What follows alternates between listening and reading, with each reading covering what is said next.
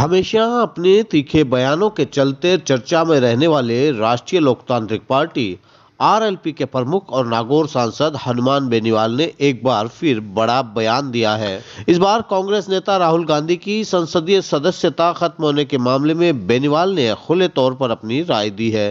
उन्होंने प्रधानमंत्री नरेंद्र मोदी पर ही निशाना साधते हुए कहा कि पीएम मोदी इंदिरा गांधी की राह पर है, जो कि हमारे देश के लिए, लोकतंत्र के लिए शुभ संकेत नहीं कहा जा सकता है।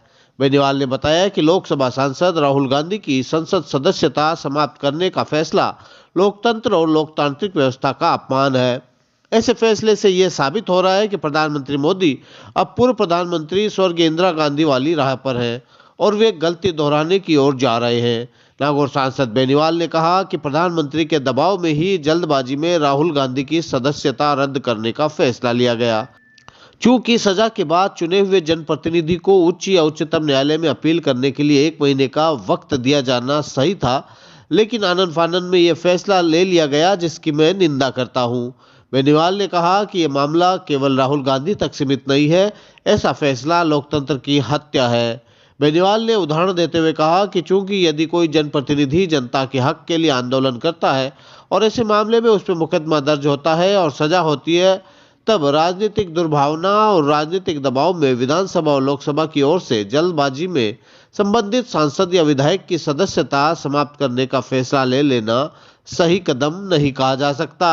देखिए, ये जो राहुल गांधी की सदस्यता का मामला है, एक तरीके से चुने हुए जनप्रतिनिधि जो 2 साल से अधिक सजा किसी को हो जाती है, उसके अंदर उसकी सदस्यता खत्म करने का अधिकार सुप्रीम कोर्ट और सांसद को दिया हुआ है। लेकिन दुर्भाग्य इस बात का है कि 1 महीने का समय मिलना चाहिए चुने हुए जनप्रतिनिधि को, कि 1 महीने तक हाई कोर्ट से अगर उनकी अपील स्वीकार नहीं होती है, सजा पे 2 चीजें भी स्टे नहीं होता, तो सदस्यता रद्द की जा सकती थी। लेकिन आनंद फन में एक ही दिन में सदस्यता खत्म करना, ये इमरजेंसी की ओर जा रहा देश। जो गलती इंदिरा गांधी ने करी थी, वही गलती मोदी और ये लोग कर रहे हैं। ये राहुल की सदस्यता का मामला नहीं है, ये लोकतंत्र की हत्या, और लोकतंत्र की हत्या राष्ट्रीय लोकतांत्रिक पार्टी कभी बर्दाश्त नहीं करेगी। समूचा विपक्ष इस मामले की निंदा करता है। इस सुप्रीम कोर्ट के अंदर भी लोग बाग गए। हम भी चाहते हैं कि आज हम मान लो कोई रास्ता रोके, 32-53 का केस बनता है, ये ऐसे तो आप दुश्मनी से किसी नेता को काम ही नहीं करने दोगे। हम आंदोलन करते हैं, 5 साल की सजा होगी, 3 साल की सजा होगी जनता के लिए, चुनाव नहीं लड़ पाएंगे। तो एक तरीके से ये तो जनप्रतिनिधियों का अपमान हो गया। इस धारा में, इस एक्ट में भी संशोधन होना चाहिए। इसके अंदर ये तय होना चाहिए कि क्राइम किस प्रकार का है। अगर कोई बलात्कार करता है, कोई भ्रष्टाचार करता है, कोई हत्या करता है, लूट करता है, तो ऐसे लोग चुनाव नहीं लड़ पाए।